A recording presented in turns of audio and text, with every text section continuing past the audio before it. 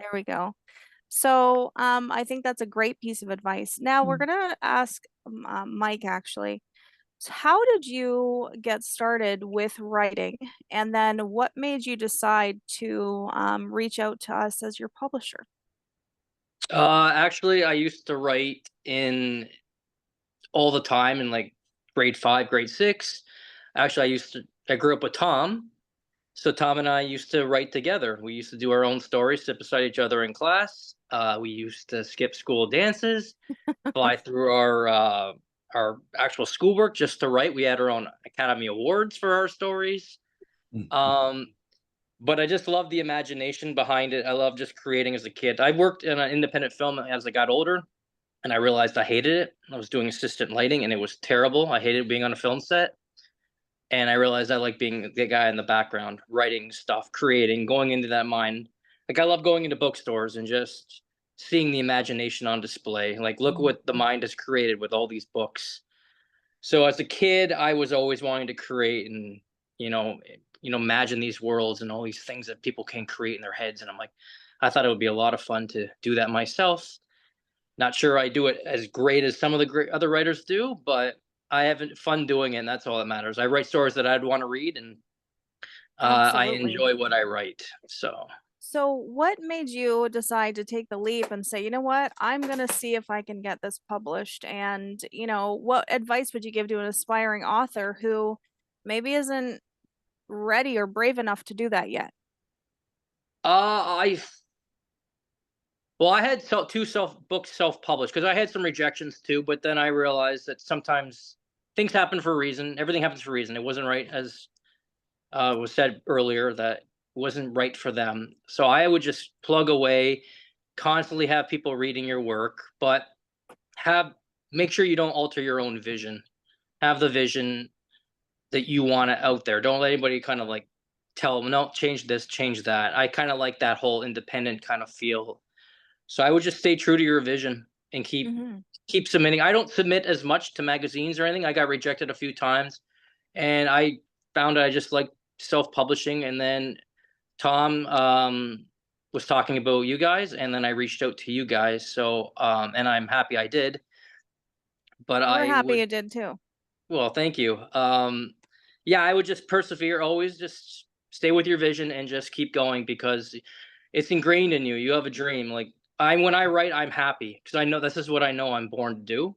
And if you feel that way inside, then just keep going because it's meant to be. Yeah, absolutely. Definitely. And you know what? As your publisher, for all of you, I really don't want to take your voice away because that's traditional publishing. That's what it does. Traditional publishing is changing the story and packaging it and making sure that it's marketable and all of these things, which are important. But I think it's more important to have authenticity and to have authors really be able to tell their story in their words the way that they want to. Because if everything looked or sounded the way that I wanted it to, or whoever, is publishing the work, it's not any kind of justice for our readers to be able to have a lot of books and stories to choose from that speak to their own experiences, right? So I think Yeah. it's so important to kind of leave the voice as is, obviously work with punctuation and grammar and sentence structure. But when it comes down to it, this is your story to tell. It's not mine. So that's why we do things a little bit differently here. And I really believe in every single one of my authors and every single one of you and every single one of our books that we publish because I know that everybody's heart is in the right place, why they write, what they want to do with their work. So, it's an honor working beside you guys and just the being able to bring a small part of that to life. So, okay. So, Tommy, let's talk about your personal experiences and lessons learned so far in your publishing journey.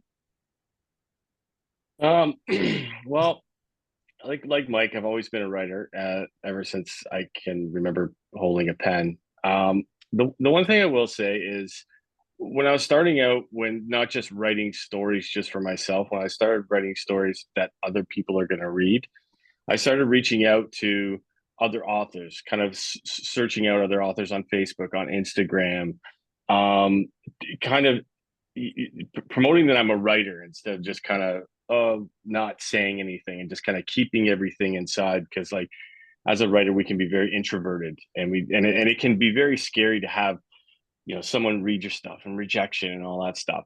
And writers will probably tell you they're not many writers are confident, right? So finding that writer's confidence, reaching out to other authors. I did that a lot early on, especially I was reading a lot of horror books at the time, and I found this whole horror community on Facebook, and it was really helpful on how to, because I did independent publishing with 3 books, and there's some great advice that I got from some of the people. So what I don't know if I answered your question, but it was kind of a roundabout way. But it's very important to you know, be proud that you're a writer. Tell people that you're a writer. Reach out to other readers and writers, and like this like other communities. It's very, very important, and it'll continue to make you write, continue to work harder. So Yeah, persistence is definitely. key. Yeah.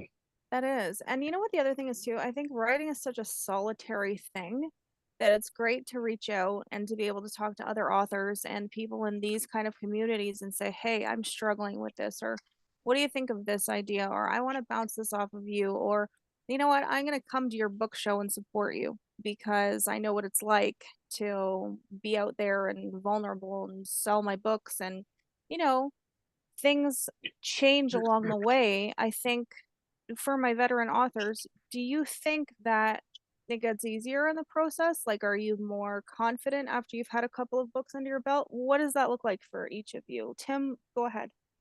I still get nervous after every book I release. I never want to jump the shark.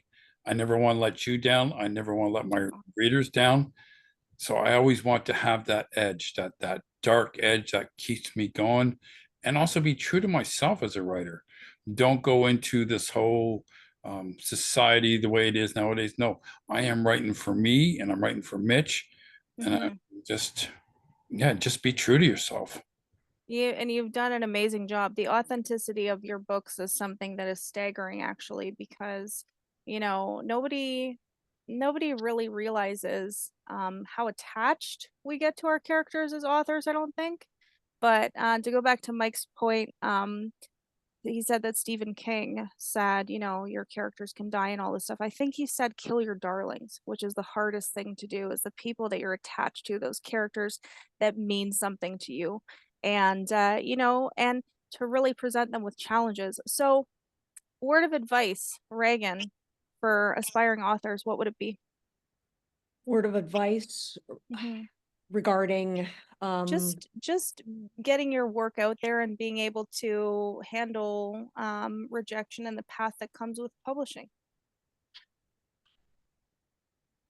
I think some of it's been said already as far Mhm.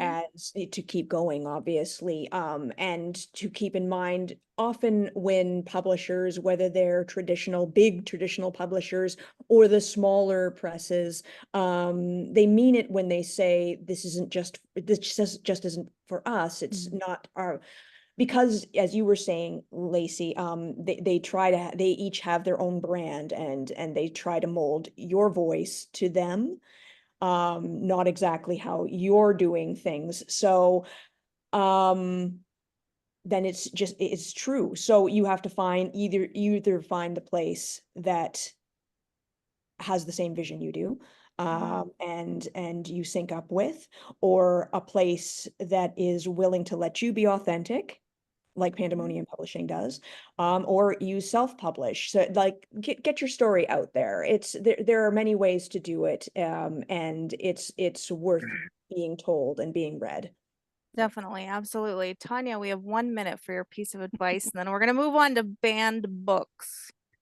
So the one thing that I usually tell people is when you know what kind of story you want to write, look at stories that are similar to that and see who published them and see if that publisher fits in with what you're looking for. Check out their websites, check out their submission guidelines. Most importantly, make sure you follow their submission guidelines when you're going to submit to them. And the same as everybody else has said, it's hard. don't take rejection personally. Use it as a learning opportunity, something to put forward in your writing and move forward. Definitely. If I could say one thing about the whole Of course. rejection, Stephen King was rejected so many times. He put a nail in the wall, and he said, "Once it's full of rejection letters, then I'll stop writing." So Wow. if Stephen King can be rejected like probably at least 50 times, and the Beatles were turned down, for God's sakes. Yeah, we got J.K. Rowling. We Yeah, got yeah, all JK. of these people. Imagine passing on that. Like, I don't know. That keeps me up at night. So, thank you for all of your advice, all of the authors, and for being here. And we're going to talk about banned books now, okay? So, I'm not going to call on you. You can just chime in. I want to know what all of you are thinking about your perspective on book banning and censorship, because that is something huge. I got to tell you this, okay? When I was in Arizona, I could not get a single piece of Canadian news. Not a single piece. Pulled up my phone, looked at all of these different websites, things like that, and most of the news coming out of Canada was missing, because I know that our government has said, okay, well, we have to be paid for these publications, right? So how do you feel about banned books in general and censorship? Who wants to go first? Well, I do want to paraphrase the idea that Stephen King once again put forward, wise man that he is, that if you hear of a banned book, especially if you're a kid, you know, in your school library, you should go out and you should check out or buy that book immediately and see, you know, find out why it is banned, basically, because it's going to be worth reading. It's something that you need to know, probably. And it's a But change in perspective, right? yeah, yeah, Definitely. yeah. Mike, what do you think about that? What do you think about censorship and book banning in general? I think if it's offensive in some ways, but I mean, I don't like the whole cancel culture Mhm. aspect of life right now. I don't like going back and trying to erase the history. Some things might be offensive back then, um, but I think it's just getting a little out of control. Little things that just because they offend a small minority of people, things should be read, so things should be seen. Maybe learn from our ways, because if we erase history, then we're gonna only doomed to repeat it. Correct? Mhm. Um, so I don't like censorship of things. That being said, though, I mean there are certain, side things that are, if they're very offensive and they're against, then I'm for that. But I don't think we should censor like To Kill a Mockingbird or something like just because a small minority is offended by it. And that does Well, bother me that we're getting like that, the society.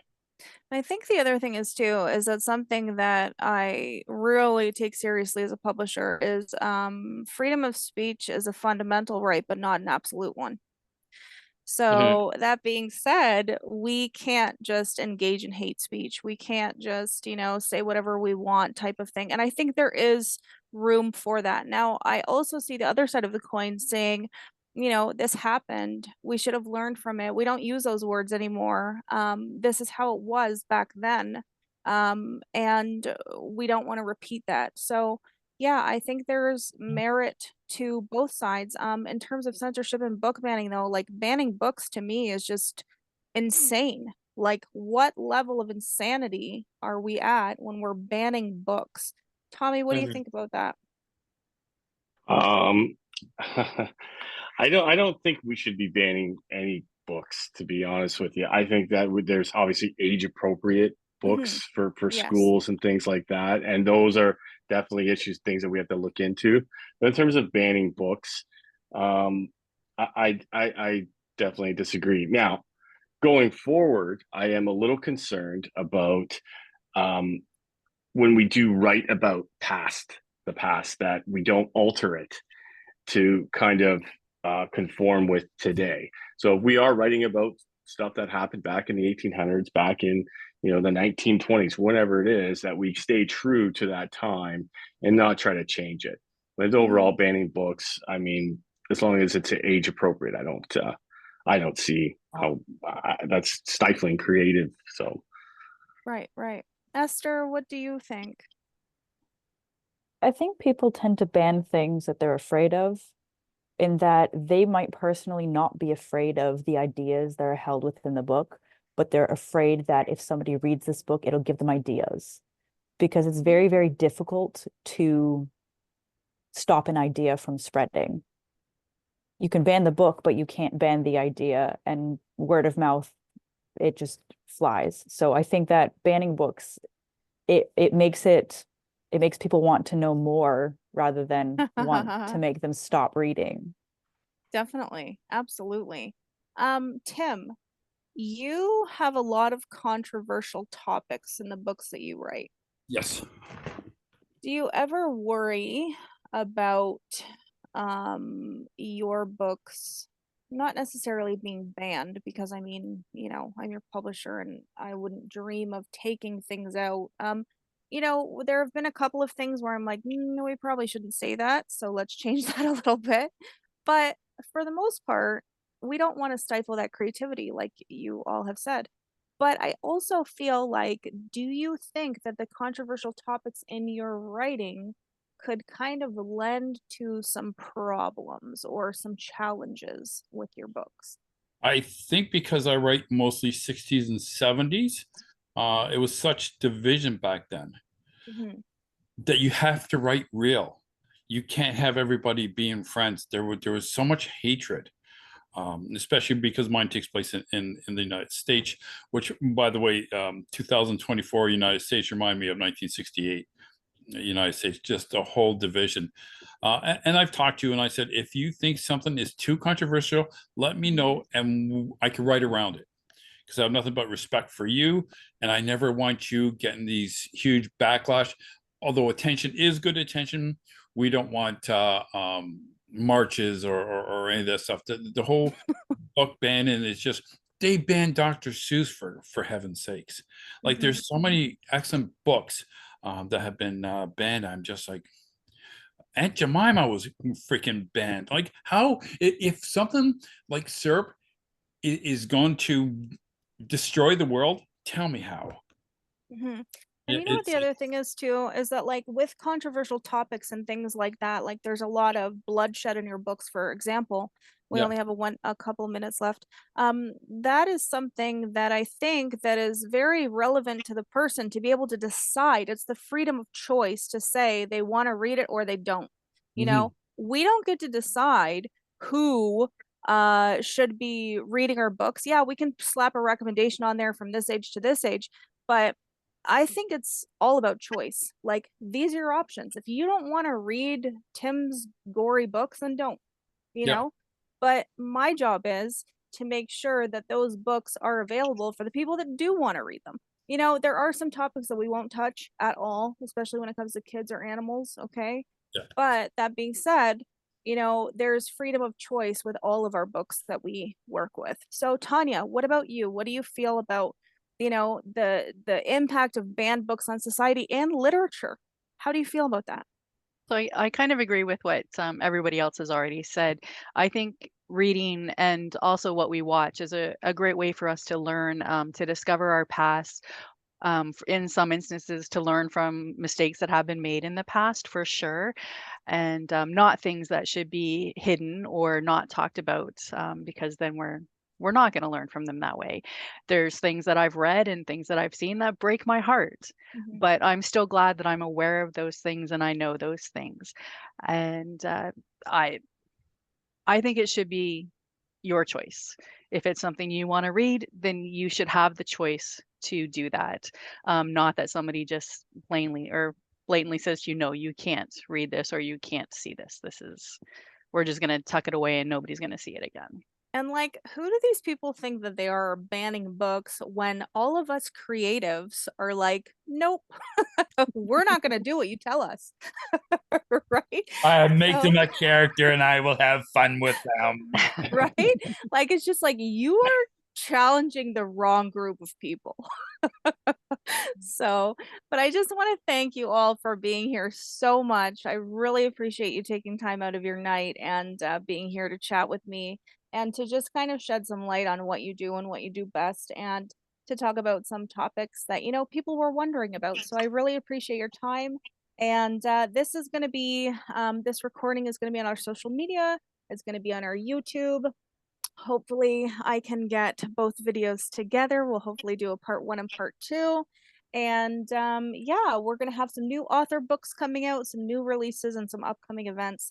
So make sure you tune into our newly revamped website, pandamoniumpublishing.com. Check it out.